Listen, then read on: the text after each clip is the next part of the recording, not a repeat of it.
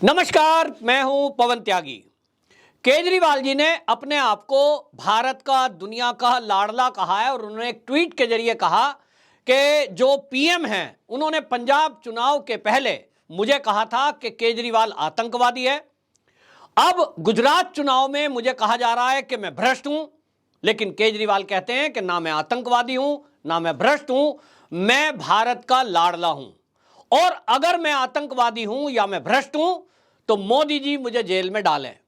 असल में आपको बता दें, केजरीवाल जी ने अपने आप को लाडला कहकर मोदी जी को जो ये चुनौती दी है कि मुझे गिरफ्तार करें, ये उनकी योजना का एक हिस्सा है। इस तरह से वो कई बार मोदी सरकार को चुनौती देते हुए ये उकसाने की कोशिश में है कि कहीं किसी तरह से उकसावे में आकर गृह मंत्रालय ये कार्रवाई कर दे कि केजरीवाल जी को उठा के जेल में डाल दे, ताकि उनको सहानुभूति मिले और वो कुछ 5 से बढ़कर 15 या 20 सीटें गुजरात चुनाव में ले आए। हर हथकंडा अपनाने की कोशिश में केजरीवाल जी हैं, लेकिन वो ये नहीं जानते कि जिनको वो चुनौती दे रहे हैं, जिनको वो उकसाने की कोशिश में हैं, वो राजनीति में उतने बड़े हैं, उनकी उतनी राजनीति हो गई जितनी केजरीवाल जी की उम्र है। और इसीलिए केजरीवाल जी को समझना चाहिए, उनको अगर जेल जाने का उनका शौक है, इच्छा है, और या वो अपने आप को कट्टर ईमानदार कहकर ये बताने की कोशिश कर रहे हैं कि वो जेल में अभी तक इसलिए नहीं गए क्योंकि वो कट्टर ईमानदार है, तो आपको बता दूं, ये एडवांस न्यूज समझ लो, गुजरात का चुनाव निपटने दीजिए, उसके बाद केजरीवाल जी की ये इच्छा भी पूरी हो जाएगी कि मुझे जेल में डालिए। जो सूत्र हैं उनके हवाले से जो मुझ तक खबर आई है वो ये है कि ये गुजरात चुनाव तक इनको खुलकर खेलने का छूट अमित शाह जी दे रहे हैं। और उसका कारण है कि अमित शाह जी ये नहीं चाहते, भाजपा ये नहीं चाहती कि किसी भी पार्टी को किसी तरह की सहानुभूति मिले। आपने देखा कि ये तो केजरीवाल जी हैं जो केवल कुछ राज्यों में राजनीति कर रहे हैं। इसी तरह की चुनौती कांग्रेस दे रही थी और राहुल गांधी बोल रहे थे कि यदि हमने कुछ किया है, यदि भ्रष्टाचार किया है तो पकड़ के जेल में क्यों नहीं डालते। आपने देखा कि जो सबसे पुरानी इस देश की पार्टी है कांग्रेस, और उसका जो सबसे हेड है गांधी परिवार, उनको अभी जमानत पर है और उनको भी एजेंसियां जांच के और पूछताछ के लिए बुला रही थी। केवल जब पूछताछ के लिए ईडी ने बुलाया मां बेटे को, तो सड़कों पर पूरी कांग्रेस उतर गई और हल्ला करने लगे कि साहब हमें बुलाया जा रहा है, हमें सताया जा रहा है, हमसे पूछताछ क्यों हो रही है। इसी तरह अरविंद केजरीवाल जी जो ये कह रहे हैं कि अगर मैं भ्रष्ट हूं, अगर मैं आतंकवादी हूं तो मोदी जी मुझे पकड़ें, लेकिन जब इन्हें पूछताछ के लिए बुलाया जाता है, मनीष सिसोदिया हो या ये सत्येंद्र जैन हो, तब ये यूं कहते हैं केंद्रीय एजेंसियों का दुरुपयोग हो रहा है और मोदी जी हमसे डर गए हैं, गुजरात चुनाव में भाजपा हार रही है और इसलिए डर की वजह से ये हमारे नेताओं को जेल में डालने को तैयार है। अब केजरीवाल जी, आप दो तरह की बात मत करिए। या तो आप ये मत करिए कि बीजेपी डर गई है और इसलिए हमें जेल में डाल रही है, तो अगर आपसे डरकर बीजेपी जेल में डालती तो बीजेपी ने चुनौती स्वीकार की है। लेकिन आपको बता दें, केजरीवाल जी ने जैसे अपने आप को आज तक ये कहा कि हम कट्टर ईमानदार हैं, ऐसे ही अब उन्होंने ट्वीट के जरिए अपने आप को एक नई संज्ञा दे दी है और वो कह रहे हैं कि केजरीवाल ना भ्रष्ट है, ना आतंकवादी है, केजरीवाल जी भारत के लोगों का लाडला है। तो मैं बता दूं कितने लाडले हैं।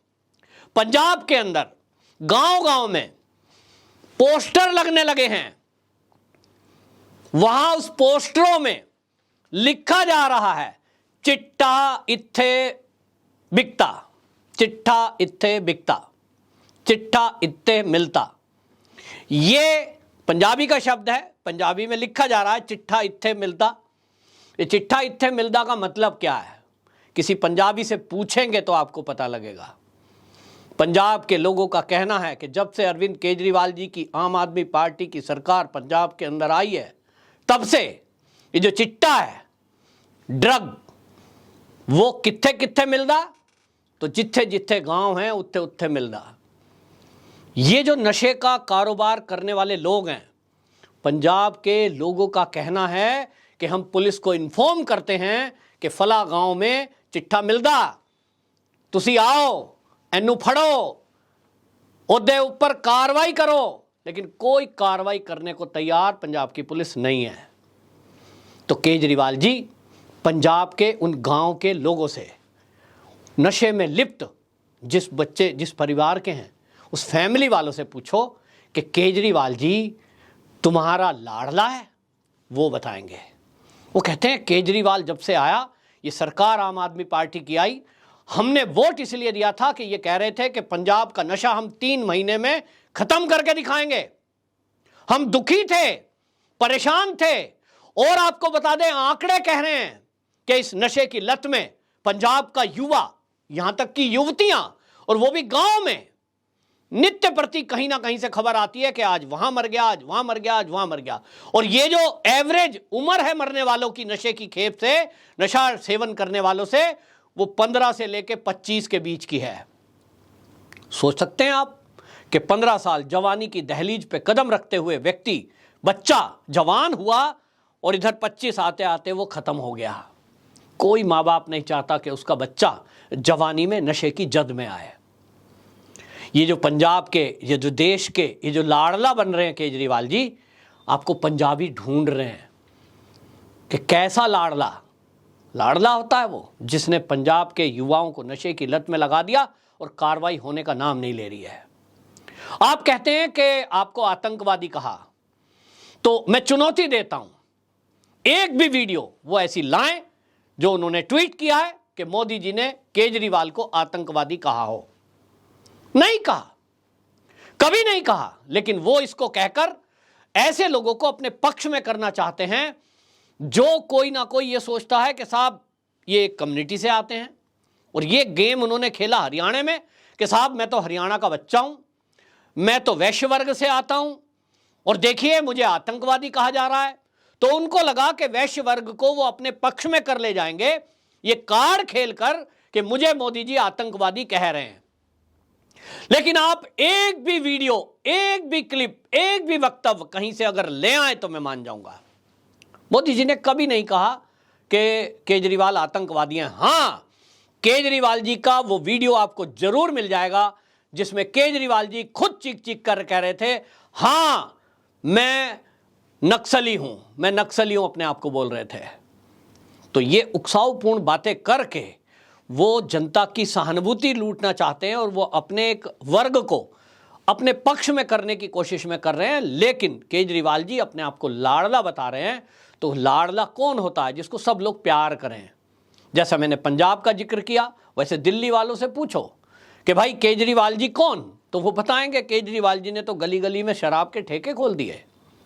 तो ये शराब के ठेके गली गली में खोलने वाले, उसको क्या कोई माँ बाप लाडला बताएगा? दिल्ली के अंदर प्रदूषण की हालत जो हुई, जो पंजाब में प्रदूषण की जो हालत हुई, क्या वो केजरीवाल जी लाडला कहलाने लायक है? एक बड़ा सवाल है।